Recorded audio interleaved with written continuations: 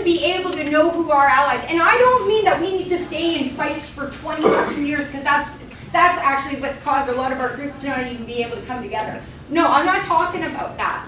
What I'm talking about is we need reconciliation first from the groups that are, or agencies that are getting this money to talk about overdose when you never gave a fuck 2 years ago, 3 years ago, right? So what we need is people to step up with humility. If you're going to do this work, we're going to say, you know what? We haven't done very well. Okay? That at least would show. By people that come up and say, I'm your ally, I've been great to drug user all this time. I don't know about you guys, but I wasn't, when I was on the street, I wasn't the first one to reach out and give you my fucking trust right off like that, right? You had to earn it, right? And if you had done me harm, you're going to have to earn it back. You might get it, you might not. Things that we've talked about with all of the stakeholders that we talked, and I'm going to use the word stakeholders. See, I changed my language because I want to learn that language, because I want to fucking change it. Right? This is about strategy. I don't know if any of you have heard me talk about strategy before, but I'm very much into strategy. On multiple levels, in all sorts of ways.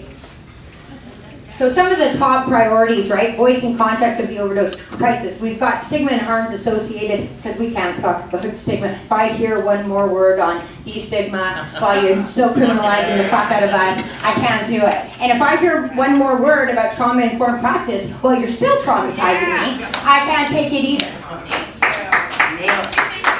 Stop the bleed. This is policy that contributes to further and continued harm and influences public perception and fuels social stigma and discourse of a disposal. Prohibition and associated with colonization, because we know that. We have to look at that lens. I don't want to get up here, Patrick. I would rather have my partner, my Indigenous partner, and allies speak to this, but I can say we can't forget and we can't ignore this. We cannot speak to stigma or trauma-informed practice when we are still participating in it. Access to a safe supply, harm reduction, treatment, recovery, prevention, education, and advocacy. This is broad, and we each have a priority within its own priority and special population needs within. I tried to make this as broad because I'm not going to be, I will do my best, but I cannot possibly carry the voice for you. I'm too fucking old, I'm 43. I can't possibly, carry the voice for men. I'm a hot fucking woman, and that's what I am. And I cannot speak on behalf of my Indigenous partners and allies, but I know if I'm the only one in the room, or if I have the ability to speak collective truth, that I don't ignore it. And I will always speak your truth if I know. And they can influence change. But I want you to remember, we're diverse, right? So know how to tell your story without it being like this whole traumatizing re-event for yourself, unless, of course, that's strategically what you're trying to do to shift people's view. But use it. Also understand that we have a way to carry a collective. We actually have a responsibility to carry the collective when we get into these situations. What does that mean? That means when I get up there, I don't make it all about me. Right? I try to show as much respect to all my partners in this, even if their story is different than mine. That's the collective voice, and that's the collective voice, and that's what we need to learn how to do.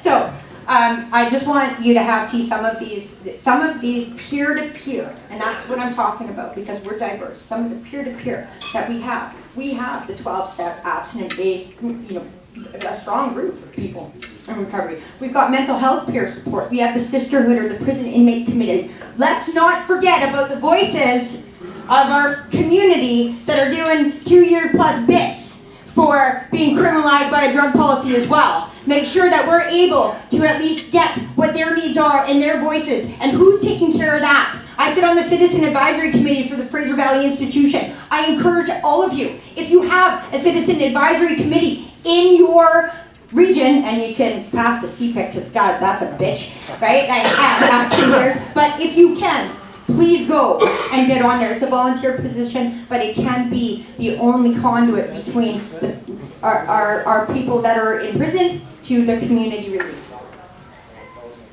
We have HIV, hepatitis C, co-infection populations. We have the LGBTQ2S peer support. We have women who help women. We have sex workers like PACE and Hustle and Peers in Victoria. We have organized drug user groups at all levels, as you have seen today and as you have heard.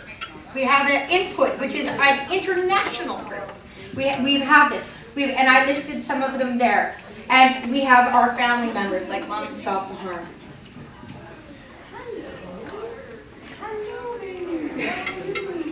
Why? Why are we here? Why are we demanding people to include us? We're experts in our own lives. We matter. We matter. If you want an effective community-based overdose response, you better include us at all levels. Strength-based power-sharing partnerships. It's what we can do. We can do this together. We can. When we come together like this and we get lit up, because I feel it very different in the rooms when I'm with my community, and it's a different feel. Don't feel like Anne will say, like, I've been traumatized and want to gouge my eyes out, right? Like, because we're with our people. And again, I'm going to bring it up because this is also healing. This is also healing. When you speak truth to power and you're able to speak up to the things that have harmed you and have a voice, it's healing. Fucking rights it is. And it brings us meaning and purpose and identity. And I don't know who doesn't want that in life. To both sides. And we need full transparency to determine that. And we also need to be able to share a space like this to talk to one another and know what there is, because you know you start talking to people and it's like, man, sure would be meaningful for me to go spend a week with Solid.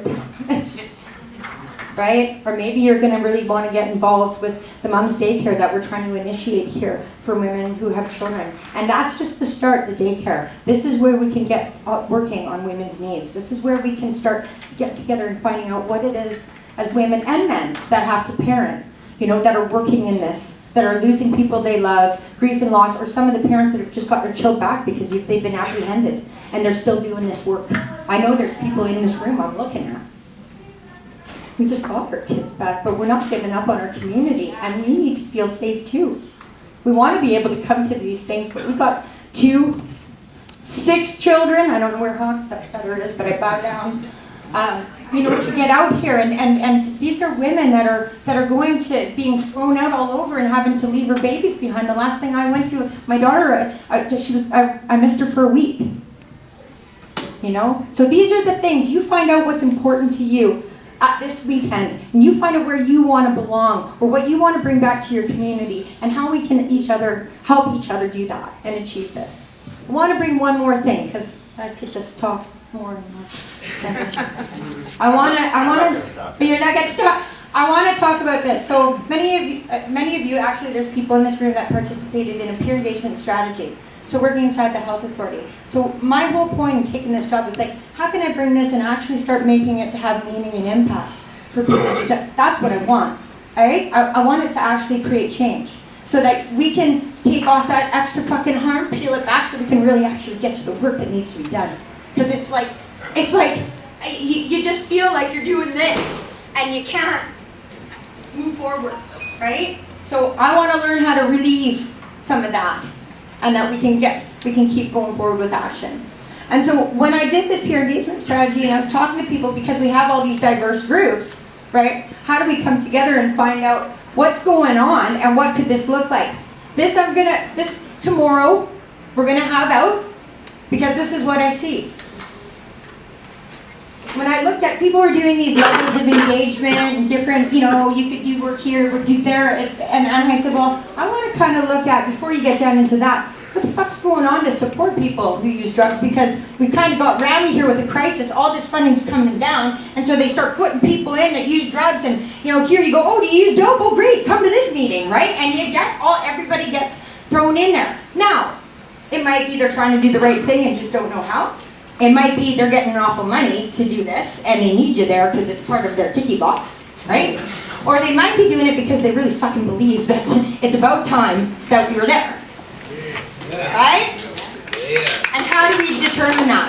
And then I wanted to also look at many of us, you know, I mean, Jack's not here and I wish he would be here because I want to talk about, you know, how you go from having an agency of reckoning that holds money for you, right? And how do they show up to help sustain and move forward? Because that's what Solid Story was. It had a great allyship and partnership, and they were mentored and set up and learned how to have their own nonprofits.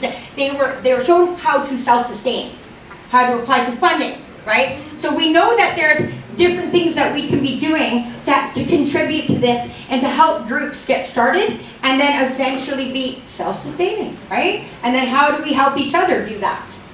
And what I noticed was going on is whether you were an organized drug user group or you were peers that were embedded in a service delivery or design or you were a volunteer, there was some weird shit going on. And I was trying to figure out why? Why could we, you know, there's a lot of strength-based empowered, and I did it this way. The green light was like, yeah, you're doing good, keep going, right? I needed to make it simple for them. I needed to make it simple for them in their offices and when they're creating these contracts and everything, and I wanted to make it simple. And I'm hoping today you guys can help me define this. We want to know what strength-based, empowered agency and autonomy, validation of expertise, right? That you're showing up, you've got some power, you've got decision-making, whatever it may look like. We want to see what constitutes this.